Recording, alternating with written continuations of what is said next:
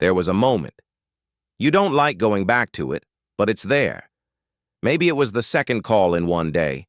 Maybe it was how fast they reached for the word friend. Maybe it was that they asked for the favor before they ever asked how you were doing. And something in your chest went tight and flat for half a second. Not a thought. More like a door trying to close on its own. And you put your hand against that door, and you held it open. You said yes. You helped, and months later, when they turned, when they went cold or went for your throat, you told yourself you never saw it coming. That's the lie. You saw it. You felt it before any of it happened. The only thing worth understanding is why you reached past the warning and helped anyway. Everyone wants to talk about the betrayal. Nobody wants to talk about the half-second. If you've ever been the one who gave too much and paid for it, subscribe. This channel decodes the patterns nobody warned you about, and you're going to want the next one too. So stay with this, because the next part is where most people lose themselves entirely. That flat feeling in your chest was not anxiety, it was not paranoia, it was a reading. Something in you ran the math faster than you could think it, and came back with a verdict. This person is going to take more than they return. You get this signal about people constantly. A pause before you answer their text. A tiredness that arrives before you've done anything tiring.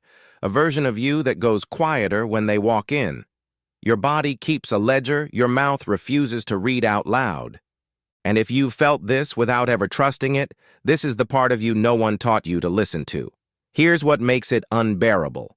The signal is almost never wrong. What's wrong is what you do with it.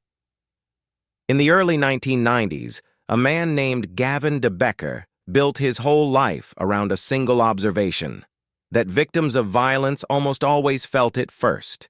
They sensed the wrongness, the off-note, the too-fast intimacy, and then they did the most human thing possible.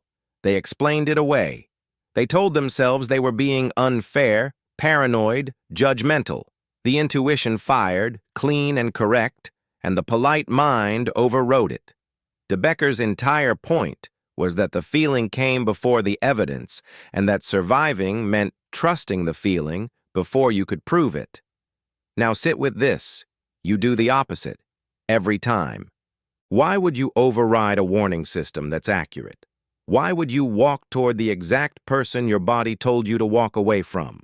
Because the warning threatens something you need more than safety, and that's the door we're about to open. Look at what you do when someone needy walks into your life. You don't just help them, you light up. A specific part of you comes online that almost nothing else switches on. Suddenly you matter. There's a reason to be in the room. Someone depends on you, calls you, can't function without you, and that dependency floods your system with something that feels almost exactly like being loved. But watch closely, because it isn't love. It's being needed. And for a certain kind of person, being needed is the closest thing to being seen they have ever felt. So when your body says this one will cost you, another part of you says yes, but this one needs me. And need wins. Need always wins. That's the trade you keep making in the dark. And here's where it gets uncomfortable. You think you're the invisible one. You've built an entire identity around it. Nobody sees how much I give. Nobody asks how I am. Nobody really knows me. You wear that invisibility like proof of your goodness, but it's backwards. You were never invisible. You were the most readable person in every room you walked into. Just not the way you wanted. You were readable the way an open door is readable to someone looking for a way in. The takers didn't stumble onto you. They read you across the room, the same half-second you felt the warning, and they walked toward exactly what you were broadcasting.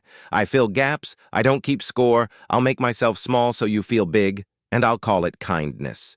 If you've recognized yourself even once so far, drop a comment with the word anyway. I want to see how many of us reached past the warning.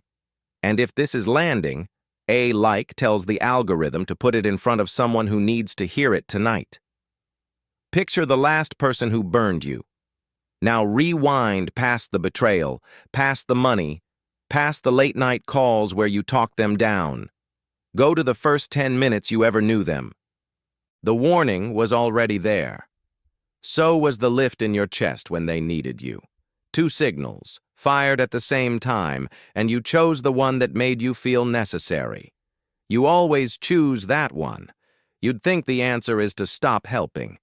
To go cold, keep everyone at arm's length, only let in people who never need anything. That's what the comment sections are full of. People deciding the forest is the problem.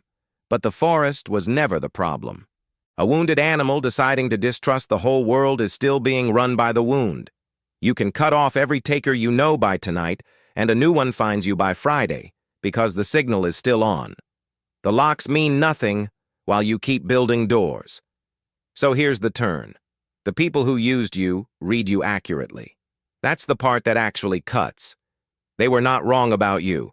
They correctly identified someone who would give past their own limit, who would feel a warning and override it, who would mistake exhaustion for love and stay long after a healthier person walked. They saw you clearly. And the unbearable irony is that they were the only ones looking closely at all, and what they were looking for was the exact seam where you'd come apart. That's why the betrayal lands like the end of the world instead of the end of a friendship. Because for a little while, being needed felt like being known. And when you set a boundary, or ran out of money, or finally got tired, the relationship ended on the same logic it began on.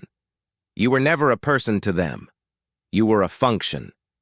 And when the function stopped paying out, they did an inventory check and walked. They didn't betray you. They closed an account. The cruelty you felt was just the sound of being valued for exactly what you offered and nothing else. And the reason the same person keeps arriving in different faces is not bad luck, and it's not that people are evil. It's that some part of you still wants the trade, because the trade, however it ends, hands you a role, a reason to be there, proof you matter, measured in how much they take. Take the giving away, and a question rises up underneath it that you have spent your whole life avoiding. If no one needs anything from me, is there any reason for anyone to stay? Most people would rather be used than face that question, so they keep the door open and call it a big heart. What actually changes things is not going cold. People who just decide to stop helping become bitter versions of the same wound, dragging suspicion into every new room. What changes everything is the day the signal turns off on its own. And it only turns off when you stop needing the help to mean something about you. When you can give and walk away without checking whether they noticed. When being needed stops impersonating being loved. The moment your worth is no longer for sale, the people who were shopping you lose interest and drift off, usually without a fight, because there's nothing left to extract. Nobody betrays a person who has nothing they need. So the next time something in your chest goes tight and flat for half a second, don't explain it away. Don't call it paranoia. That's not fear-talking. That's the most honest part of you. The part that reads people before they speak, telling you the truth you'll spend the next year of your life pretending you never heard. You always feel it first. The only question that has ever mattered is whether, this time, you'll help anyway. And what it is in you that still wants to. If this reached something in you, leave a comment and tell me about your half-second. The warning you felt and overrode. Hit like, so it finds the next person who needs it. And the video on your screen right now goes one layer deeper into what you're really chasing when you let them in. Watch that one next.